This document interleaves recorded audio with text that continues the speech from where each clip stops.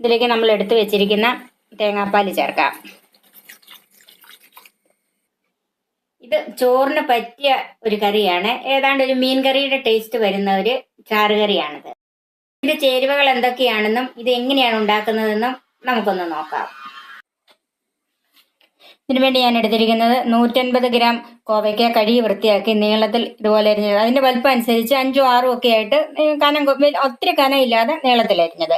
ഒരു ഇടത്തരം സവാള നീളത്തിൽ അരിഞ്ഞത്, 2 പച്ചമുളക് നീളത്തിൽ അരിഞ്ഞത്, വലിയ വെളുത്തുള്ളി അല്ലി ഒരെണ്ണം ചെറുതായി നീളത്തിൽ അരിഞ്ഞ് വെച്ചേക്കുന്നത്, 1 ടീസ്പൂൺ ഇഞ്ചി, 1 ടീസ്പൂൺ മല്ലിപ്പൊടി, 1/2 ടീസ്പൂൺ മഞ്ഞൾപ്പൊടി, 1/2 ടീസ്പൂൺ കാശ്മീരി മുളക് പൊടി, 1 കഷ്ണം കൊടംപുളി, ഒരു സാമാന്യം വലിപ്പമുള്ള, ഒത്തിരി വലിപ്പമില്ല, കൊടംപുളി കഴുകി വൃത്തിയാക്കി കീറി വെള്ളത്തിലിട്ടിരിക്കുന്നത്, 2 വറ്റൽമുളക്, 1/2 ടീസ്പൂൺ കടുക്, 1/2 കപ്പ് തേങ്ങാപ്പാല്. ഇത് ഒരു മുറി തേങ്ങ, സാമാന്യം വലിപ്പമുള്ള ഒരു മുറി തേങ്ങയുടെ പകുതി ചിരണ്ടി 1/2 കപ്പ് വെള്ളം ഒഴിച്ച് പിഴിഞ്ഞെടുത്ത കുറുകിയ 1-ാം പാല്, 1 നുള്ള് ഉലുവ, ഉപ്പ് ആവശ്യത്തിന്, വെളിച്ചെണ്ണ, കറിവേപ്പില, വെള്ളം.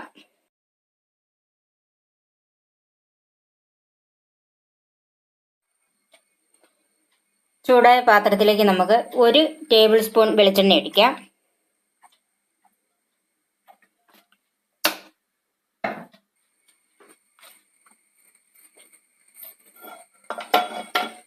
ചൂടായ എണ്ണയിലേക്ക് നമുക്ക് കടുക് ഇടാം.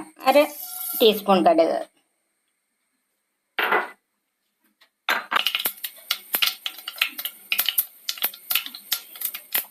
ഇതിലേക്ക് നമുക്ക് 1 നുള്ള് ഉലുവ ചേർക്കാം.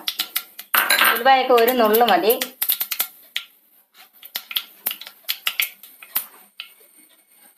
ഉലുവായും കടുകും ഒക്കെ പൊട്ടി അതിലേക്ക് വറ്റൽമുളക് ചേർക്കാം, കറിവേപ്പില ചേർക്കാം.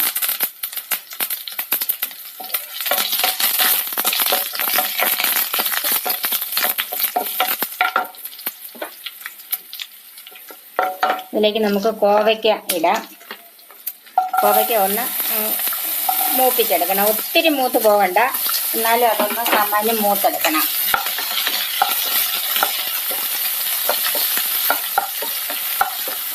ഇപ്പം കോവയ്ക്കായിലേക്ക് ഉപ്പിടരുത്. ഉപ്പിട്ടാലുള്ള കുഴപ്പം എന്താണെന്ന് വെച്ചാൽ അതിൻ്റെ അകത്തുനിന്ന് വെള്ളം കൂടുതലായിട്ട് ഇറങ്ങി വരും. പിന്നെ ആ വെള്ളം നമ്മൾ വറ്റി വരുമ്പോഴത്തേക്കും കുറേ സമയം പിടിക്കും. അതുകൊണ്ട് ഇതൊക്കെ കഴിഞ്ഞിട്ടേ ഉപ്പിടാവുള്ളൂ. കോവയ്ക്കയ്ക്ക് പിടിക്കട്ടെന്ന് ഓർത്തുകൊണ്ട് ചിലർ നേരത്തെ ഉപ്പിടും. അങ്ങനെ ഇപ്പം ഇടരുത്. ഏകദേശം ഇതിൻ്റെ പുറന്തൊലിയൊക്കെ ഒന്ന് പൊള്ളി വരുന്ന രീതിയിൽ മൂത്ത് വരണം.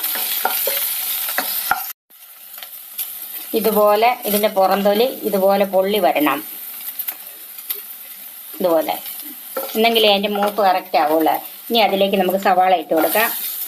ഇത് മീഡിയം ഫ്ലെയിമിൽ വെച്ച് വേണം ചെയ്യാൻ. ഹൈ ഫ്ലെയിമിലിട്ടാൽ പെട്ടെന്ന് ഇത് കരിഞ്ഞ് കയറിപ്പോവും. പച്ചമുളകും വെളുത്തുള്ളി ഇഞ്ചിയും കൂടെ ചേർക്കാം.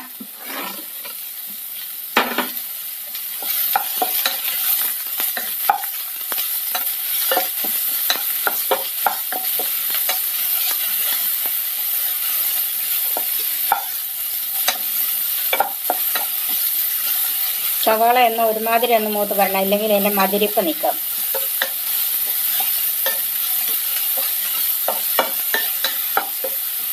ഇപ്പോൾ സവാളയൊക്കെ നന്നായിട്ട് മൂത്തിട്ടുണ്ട്. ഇഞ്ചിയും വെളുത്തുള്ളിയുടെയൊക്കെ പച്ചമണം മാറി അതിലേക്ക് നമുക്ക് മഞ്ഞൾപ്പൊടി ഇട്ട് കൊടുക്കാം.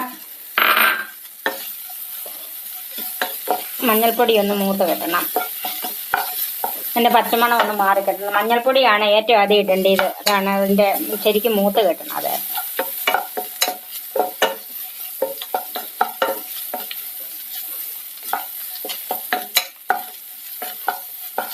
മഞ്ഞൾപ്പൊടി മൂത്ത് അതിലേക്ക് നമുക്ക് മല്ലിപ്പൊടി ഇട്ട് കൊടുക്കാം.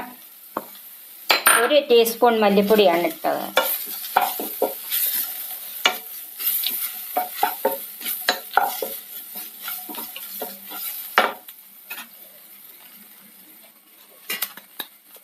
ഇതിലേക്ക് മുളക് പൊടി ചേർക്കാം. 1/2 ടീസ്പൂൺ മുളക് പൊടി.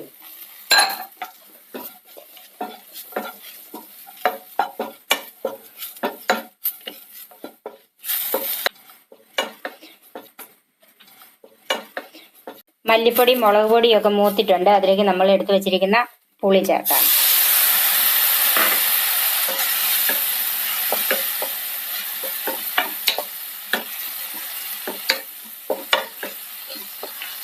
ഇതിനാവശ്യമുള്ള ഉപ്പ് ചേർക്കാം.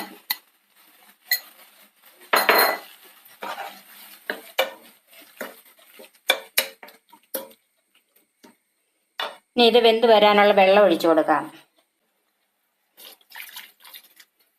ഞാനിവിടെ ഒരു 1/2 കപ്പ് വെള്ളമാണ് ഒഴിച്ചു കൊടുത്തിരിക്കുന്നത്.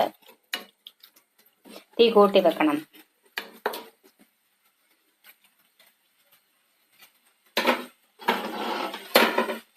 ഈ തിളയ്ക്കുന്നത് വരെ തീ കൂട്ടിയിടണം. അത് കഴിയുമ്പോൾ തീ കുറച്ച് വെക്കണം. നമുക്കിത് മൂടി വെച്ച് വേവിക്കാം.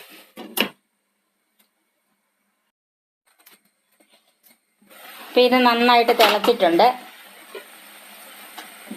ഇനി കോവയ്ക്കായും ഇതെല്ലാം വേകാനായിട്ട് നമുക്ക് തീ കുറച്ചിട്ട് മൂടി വെക്കാം.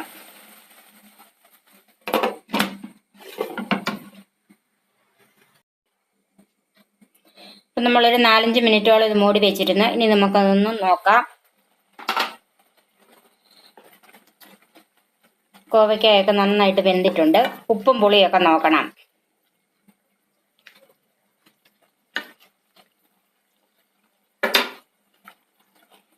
ഇതിലേക്ക് നമ്മൾ എടുത്തു വെച്ചിരിക്കുന്ന തേങ്ങാപ്പാൽ ചേർക്കാം.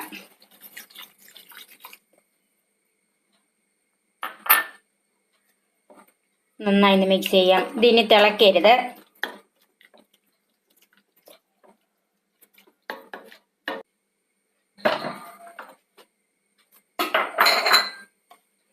ഇതൊന്ന് നന്നായിട്ട് ചൂടായാൽ മതി.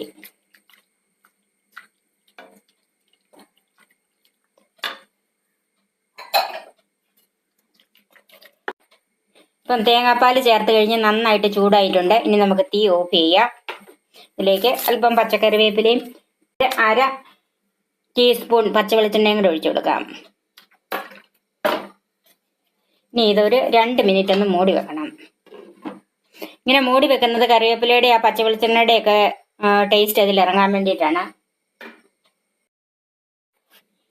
നമ്മളിപ്പോൾ 2 മിനിറ്റ് മൂടി വെച്ചിട്ട് ഇനി നമുക്കിതൊന്ന് തുറന്ന് നോക്കാം. ഈ തേങ്ങാപ്പാൽ ചേർക്കുന്ന ഏത് കറിക്കും അല്പം പച്ചവെളിച്ചെണ്ണ ഒഴിക്കുന്നത് നല്ലതാണ്. നമ്മുടെ ഫ്രൈഡ് കോവയ്ക്ക കറി റെഡിയായി. ഇത് ചോറിന് ഏറ്റവും നല്ലൊരു കറിയാണ്. ഇനി നമുക്കിത് സർവിങ് ഡിഷിലേക്ക് മാറ്റാം.